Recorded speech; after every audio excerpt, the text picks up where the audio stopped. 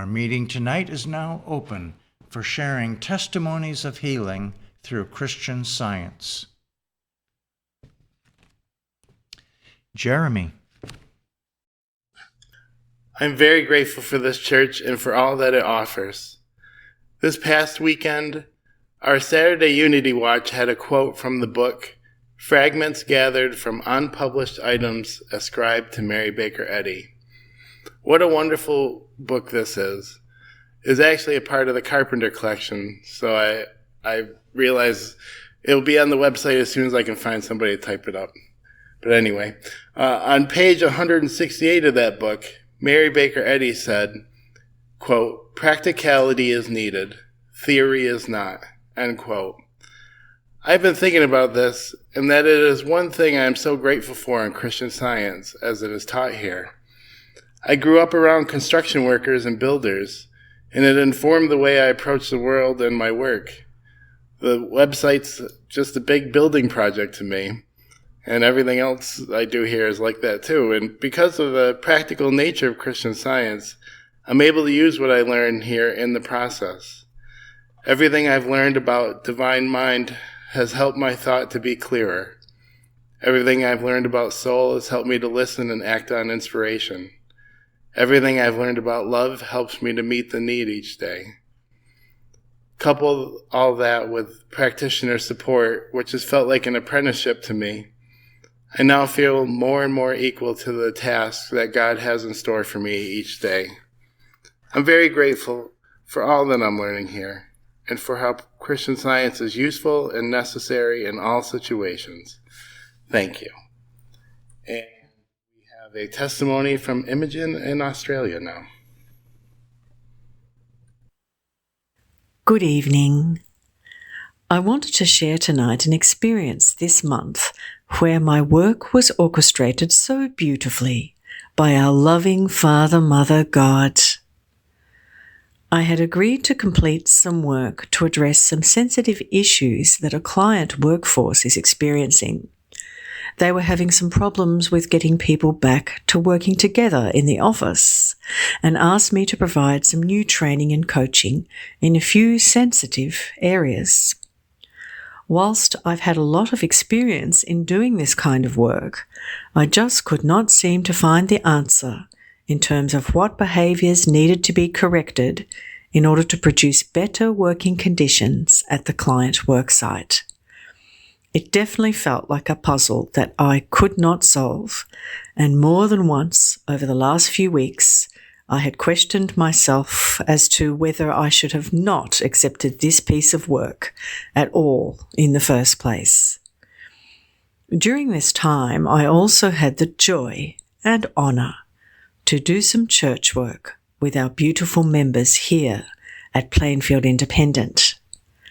Well, I found the church work to be so uplifting, loving, and extremely productive, rewarding and joyful.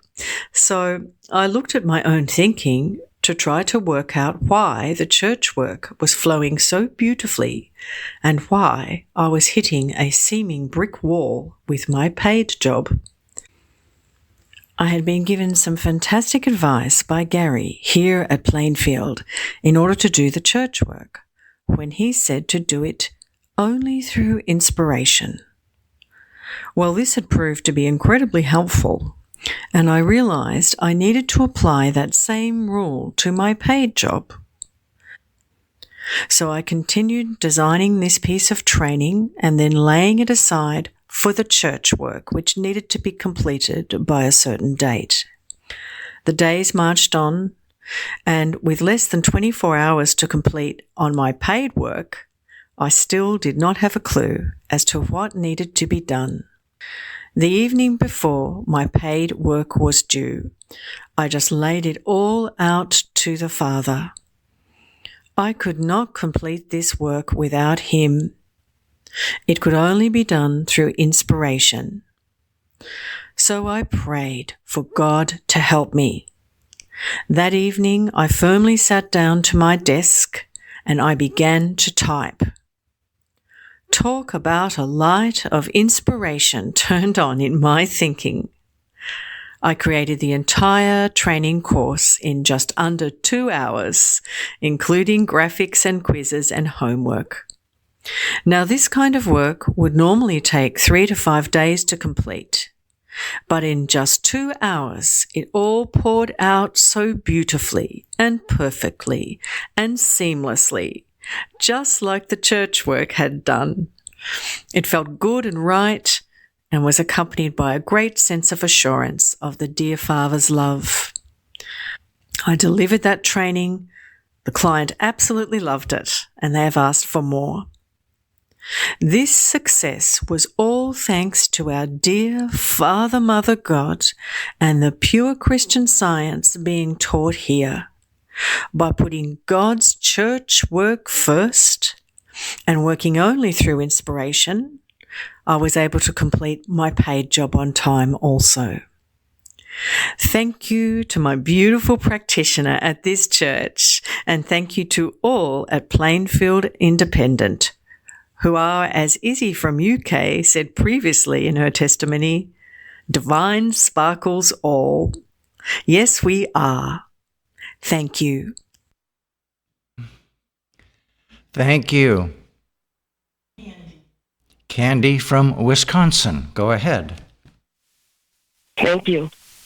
Tonight, I would like to express my gratitude for our church and website for making Christian Science materials easily available. Last week, I found myself in the emergency ward of a hospital with a loved one.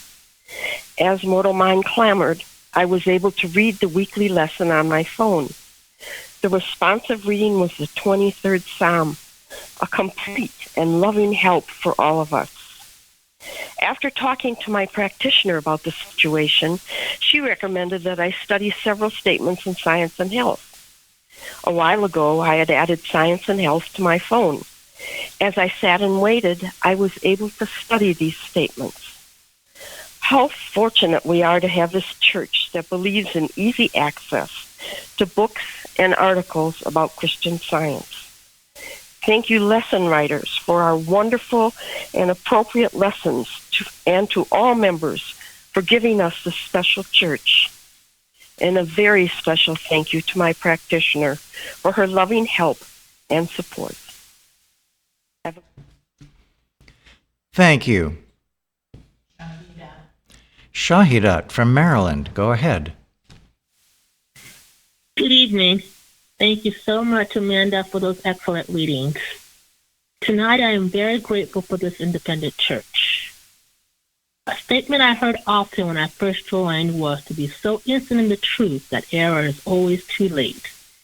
And last week, I had the opportunity to apply this truth to great effect.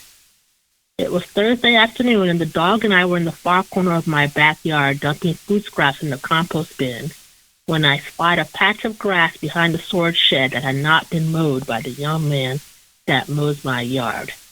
After closer inspection, I noticed that the grass was growing up through the gaps in a wooden pallet. So I lifted up the pallet with my right hand with the intention of pushing it away from me to rest against the fence. So next time the grass could be completely mowed. However, apparently I did not shove the pallet with enough force, because instead of falling away from me, it fell back towards me and landed with a large pop on my left foot. I immediately let out a startled yelp, then declared several times that this did not happen in divine mind, until the initial pain had all but passed and I was able to walk back to the house.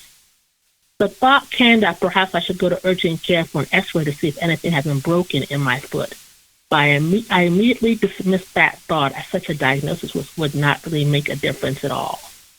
The pain quickly dissipated, and I made it back indoors without incident.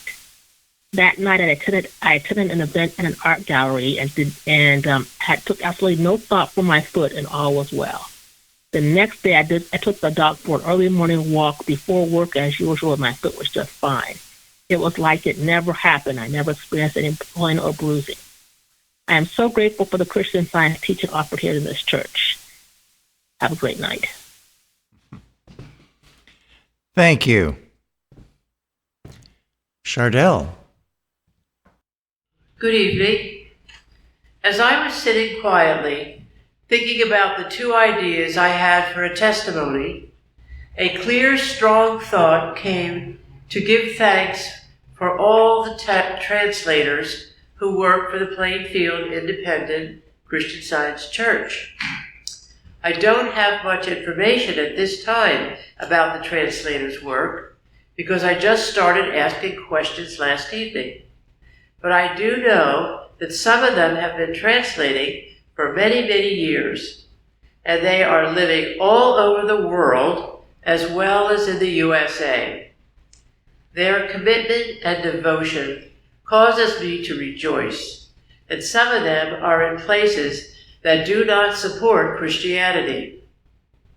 I was told that many things from our website are translated as well as the lesson sermons. To me, this is a powerful missionary work that follows Jesus Christ's command to go into the world and preach the gospel to all creation. That's Mark 16. Thank you, translators. And thank you to all the people in the church who communicate with them and help them and guide them. Thank you. Thank you. Nancy from New Jersey, go ahead. Good evening. Thank you for tonight's service, the music, and the beautiful, inspiring readings. I'm so very grateful to God, our loving Father, Mother, who is always with us, and to Mrs. Eddy for the pure Christian Science that we're taught here in this church. It was read tonight from Miscellany. Divine love is never so near as when all earthly joys seem most afar. This statement gives me so much comfort. It would seem right now, with all the many disturbing situations going on in our world and in the nation, that it would become a bit overwhelming at some times and try to take away our joy. What a beautiful promise this is to hold to, and to know that despite the pictures that are presented to us, no matter how disturbing they may appear to be, that divine love is right here, and especially near in troubled times. Recently, my practitioner reminded me that we cannot fix the Adam dream, but must awaken from it. I was so thankful to her for that, as it was indeed a wake-up call to me. Through the study of science and health and the Bible and the teachings and instructions we are given from our practitioners, and all the resources that are so freely provided to us here to work with, it enables us to lift our thoughts Godward and raise our consciousness above mortal belief as we strive to awaken to the infinite truth of the allness of God and to see the absolute nothingness of error. I am so grateful to God for all that I am learning here, for my practitioner's strong and loving support, and for this church. Thank you. Thank you. Gary. Thank you, Amanda, for those fine readings, comforting readings on how God will always provide a way if we allow him to. I'd like to tell of an experience I had where there seemed like there was no way, but God provided it. It was a few years ago, in the middle of winter, I think in February, where I had to take a business trip to Europe. And before leaving, I asked for the help of a practitioner in this church who instructed me to first maintain my own atmosphere wherever I go, and reminded me that I'm not going to Europe. Europe is coming to me. And then reminded me that the whole point of this trip was my spiritual growth. That I should never go anywhere unless the reason for going is spiritual growth. Well, that caught me by surprise, but it made an impression. So I went, and the return flight was scheduled for Thursday of that week to fly in the afternoon and land at Newark Airport in the early evening. Well, all day Wednesday, the news was full of this forecast for the east coast of the United States to have the biggest snowstorm of the year on Thursday. And it was going to be a big and long snowstorm. So all day Wednesday, airlines were canceling their Thursday flights into and out of Newark Airport. By the time Thursday morning came, virtually all of the Thursday flights were canceled. I say virtually all, not quite all. And it looked pretty bleak for me. In fact, my travel agent even booked another flight for me on Friday morning because they were certain that our flight would be canceled. Well, Thursday afternoon, when I was finished with my business and it was time to go to the airport, our flight had not been canceled. So I had a decision to make. Do I go to the airport and risk my flight getting canceled? Or do I take the supposedly safe option of waiting until Friday morning to catch the other flight? Well, I had work to do for church here, and it was important that I get home Thursday night. And the answer came very strongly: go to the airport. So I did. And much to everybody's great amazement, we got on the plane and we took off. Well, 7 hours later, as we were flying down the east coast of the United States, as I was praying for a safe landing, I got this very clear, very strong mental picture of our plane sitting in God's hand as He gently brought us down to a safe landing. Well, sure enough, we landed perfectly safely at Newark Airport. It had been snowing all day. The runway was icy all day. But just before we landed, the snow turned to rain and the ice melted. And while the runway was wet, it was not icy.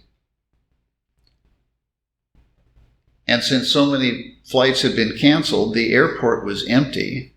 So we breezed right through customs. And it was the most pleasant flight experience I think I've ever had. Well, I was so grateful to God for this protection, for this provision. He had clearly paved the way for us. I had work to do for church, and God made sure that I was here to do it. So I am so grateful for Christian Science, for the help of the practitioner, and for Mary Baker Eddy for giving us this science of Christianity, which, as a previous testifier mentioned, is totally practical,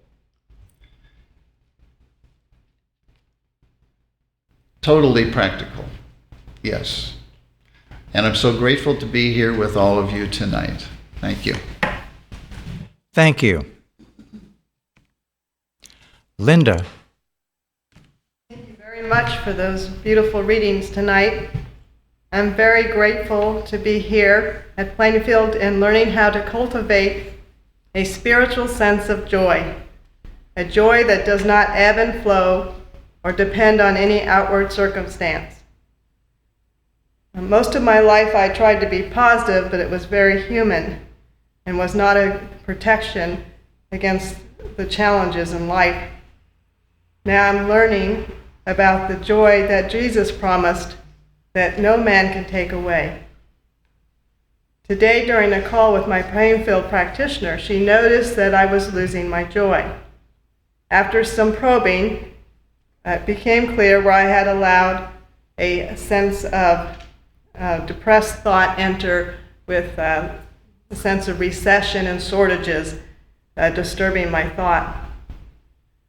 After hanging up, I remembered from 500 Watches, the very first quote, where they quote Mrs. Eddy saying, quote, "If your joy is lost, handle animal magnetism," end quote. So after I hung up, I started praying to restore this joy.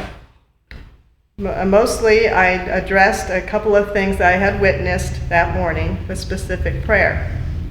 And as I started to feel the uplift, I returned to my work for church, which is always a great blessing and centering and a great uplift. And then one practical tool taught here is to do something helpful for someone else, which helps us take the focus off ourselves. So that I did. And as the day went on, anything that felt unlike joy from God that tried to creep in, I mentally refused with great force to entertain it and immediately countered it with specific truths, which I should have been doing earlier. Another tool that was given here was to be grateful, which I always find such a great help, and was one of the first lessons I learned when I started attending here. And along with that was to pay attention to the good that's around you. And I noticed the birds were singing sweetly and saw a sweet expression on a child and crossed paths with a very friendly person. Before long, I felt this great sense of joy radiating and returning. I'm so grateful for our good God, for Christ Jesus, his teachings, and Mary Baker Eddy for this science and the church that practices it. Thank you. Thank you. Yeah, this is Bruce, and I also would like to thank Amanda for these fine readings. The whole idea that God will make a way, just thinking about it sends a surge of encouragement and joy through me, for which I'm very grateful. But also, it causes me to be very thankful for this church, because there was a time in my life when I was at a very low point. Sadness, discouragement, fear seemed to be the predominant things that were going on with me at the time. And it was like God was saying, well, are you ready to give me your whole heart? Well, God opened the way for me to come here, and what a blessing, because pretty much everything was being healed. Problems and challenges were being faced squarely and resolved, and there was confidence in God that he most certainly would take care of us and show us his way. And this is like a complete turnaround from the way I used to live before then. So I'm very grateful for Christian Science, Mary Baker Eddy, who discovered this science, founded it, and worked to establish it here, and that it is still going on here in the Plainfield Church. Many thanks to Almighty God.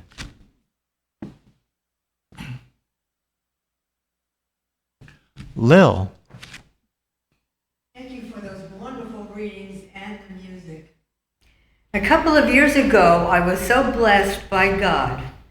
Driving home from a visit to North Jersey, about 40 minutes away, I realized I had missed my exit from the highway and was lost. I stayed calm and kept knowing I can't be lost in divine mind. The thought came when to turn off the highway and where to turn again. When I saw a couple of people on the sidewalk, it came strongly to me to stop and ask for directions. They told me of 3 quick turns ahead. I did that and found myself in a familiar area. Over and over, I thanked God for his loving directions and was home in a short while. God is guiding us every moment, and it's our duty to listen and obey. I'm so grateful for God, Christ Jesus, and Mary Baker Eddy for giving us Christian Science, and also for the strong, loving practitioner support that I always get. Thank you. Thank you.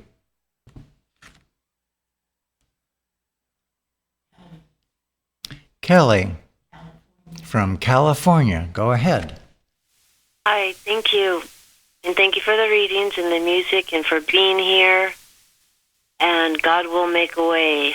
I just wanted to share, God made a way for me recently. So in the past, right out of high school and up to a few years ago, I loved being in the struggling mind. For my income, I always had to struggle.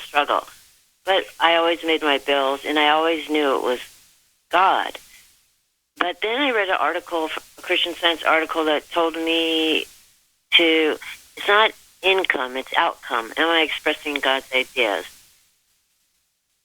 at work? So I started going to work with the enthusiasm of expressing God's ideal, and then I took it even farther after I found this church, and I learned here at this church that God's appearing everywhere. Wherever I see somebody, that's God appearing. So I would go to work and just look for God and see people as God appearing. And then recently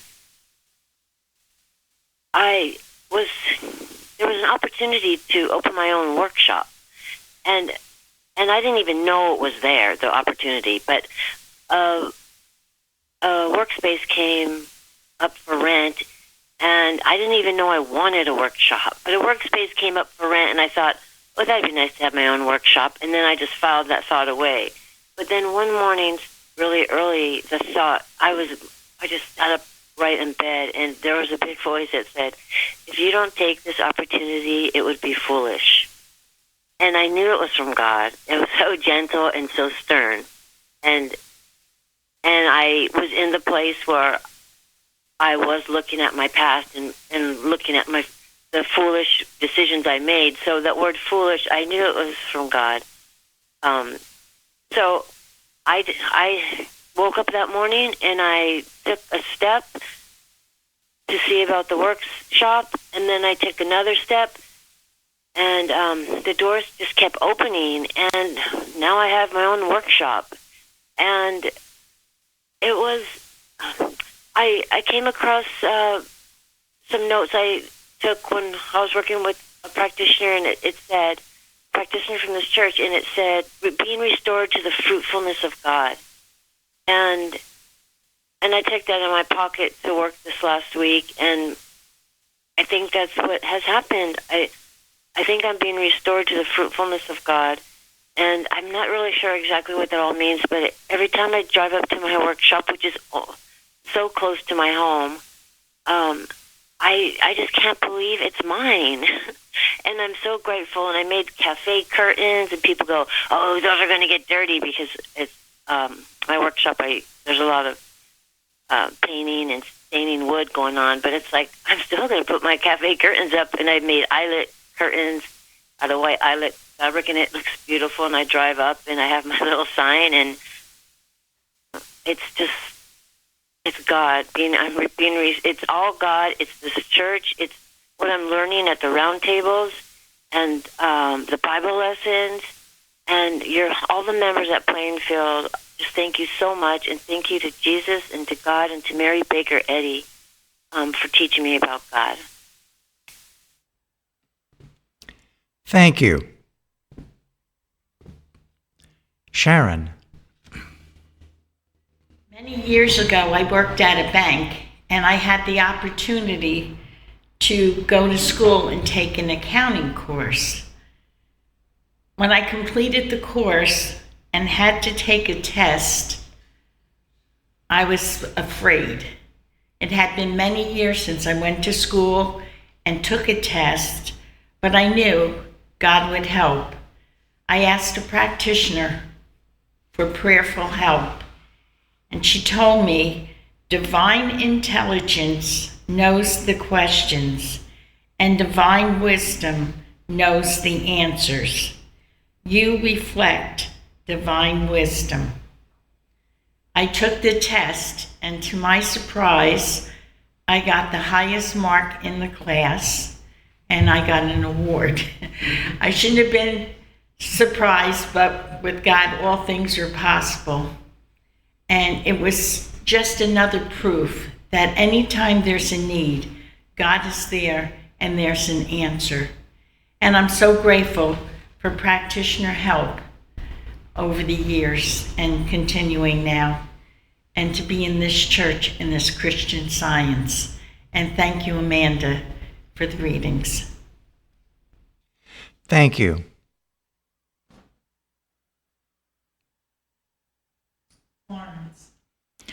Florence from Georgia, go ahead. Thank you. Thank you so much, Amanda, for the beautiful readings tonight. I just want to say a couple of things about what I have learned about waiting. Am I waiting patiently? And waiting patiently is quite different from just waiting, I found. Over the years, I have found that to wait, it means in that period of waiting, God requires my whole heart, as the previous testifier said. I resolve then not to deny him and to be calm. There's a calmness in correct waiting, I found out. And I used to be, not wait patiently, not wait calm, but wait complaining, fearful waiting, doubting, questioning, which brings back all the past old beliefs that I want to get rid of. I would be irritated, frustrated, discouraged in this period of time. Yes, it's difficult. Sometimes it's really difficult whilst you wait for so long and what you want to change is not changed.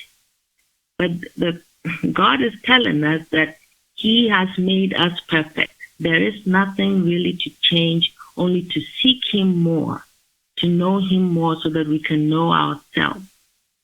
And in this way, we can know that there is really nothing to change but our thinking.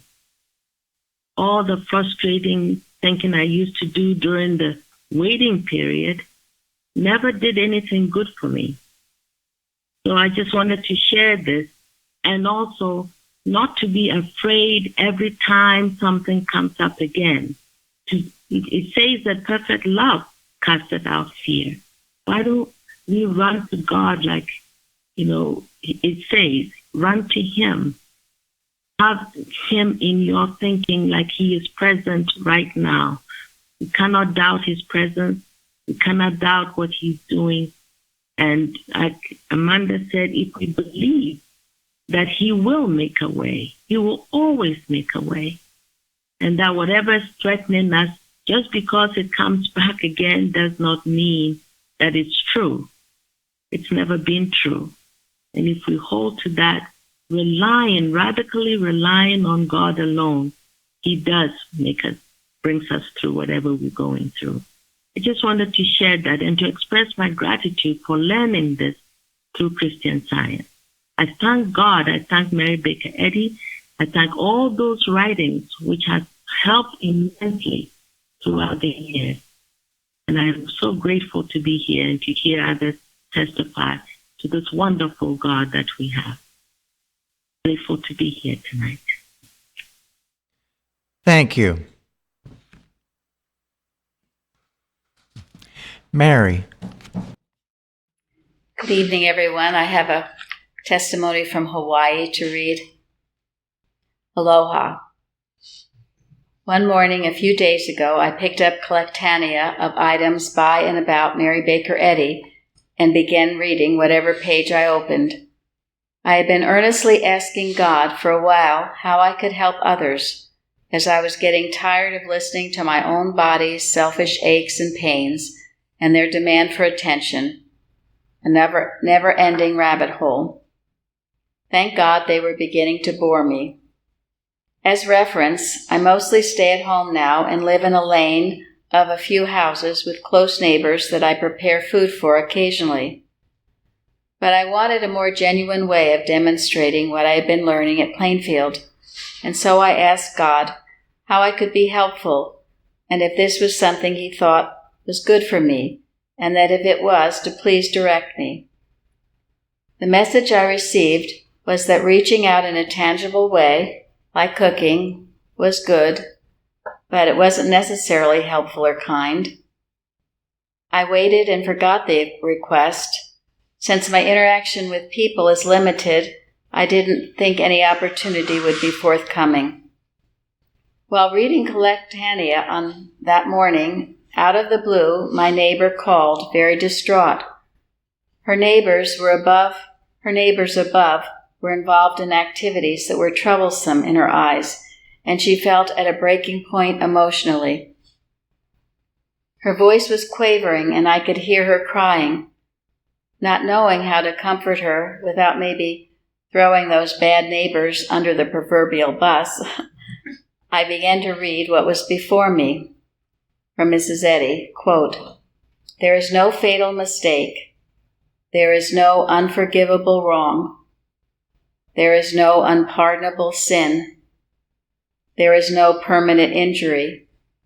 There is no incurable disease. There is no such thing as too late." End quote. And with that, she stopped weeping. After a moment, she said this was the very thing she needed to hear. We spoke of glorious days now and ahead that can never be taken from us without our permission, and that we existed in divine spirit, ever-knowing and most powerful. She hung up smiling, and so was I. I was so grateful to be allowed to support someone in need. It proved to me that God answers all requests and will lead you to do and say the right thing at the right time. Just let Him lead. I'm so grateful for Christian Science, Mary Baker Eddy, the conductor, Christian Science being the train, Mary Baker Eddy, the conductor, God the destination. I feel blessed beyond words.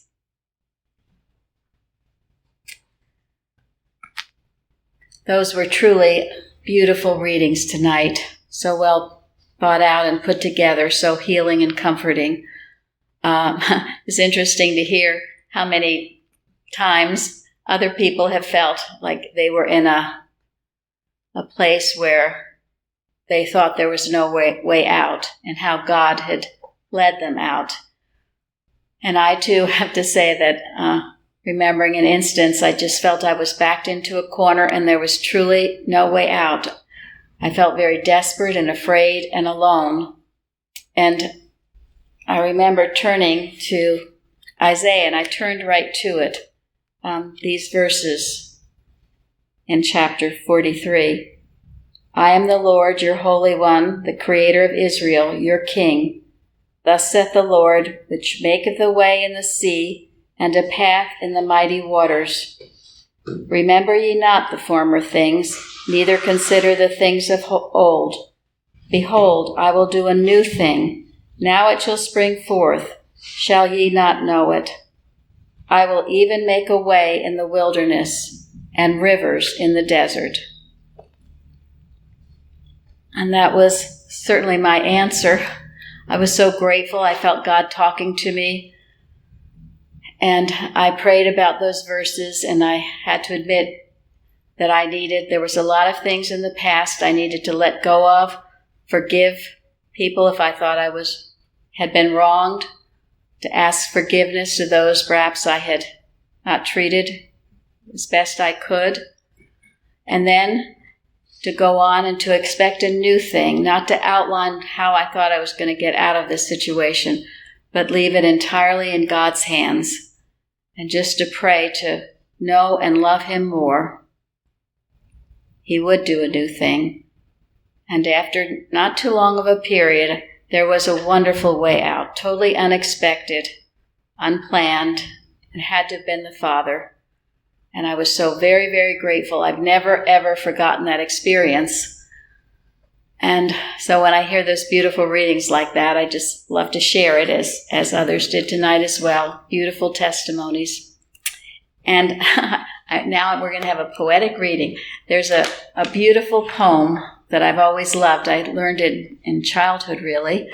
And it has been in the Liberator, and Luann beautifully illustrated it. But it so perfectly goes with the readings tonight. It's a poem by William Cullen Bryant, who is an American poet. And it's entitled To a Waterfowl. Wither midst falling dew, while glow the heavens with the last steps of day, far through their rosy depths dost thou pursue thy solitary way. Vainly the fowler's eye might mark the distant flight to do thee wrong, as darkly painted on the crimson sky thy figure floats along. Seekest thou the plashy brink of weedy lake, or marge of river wide, or where the rocking billows rise and sink on the chafed ocean side? There is a power whose care teaches thy way along that pathless coast, the desert and illimitable air, lone wandering, but not lost. All day thy wings have fanned at that far height the cold, thin atmosphere, yet stoop not weary to welcome land, though the dark night is near. And soon that toil shall end. Soon shalt thou find a summer home and rest, and scream among thy fellows reeds shall bend soon o'er thy sheltered nest. Thou art gone, the abyss of heaven has swallowed up thy form, yet on my heart deeply hath sunk the lesson thou hast given, and shall not soon depart. He who from zone to zone guides through the boundless sky thy certain flight, in the long way that I must tread alone, will lead my steps aright. And with that, I wish you all a good night. Thank you.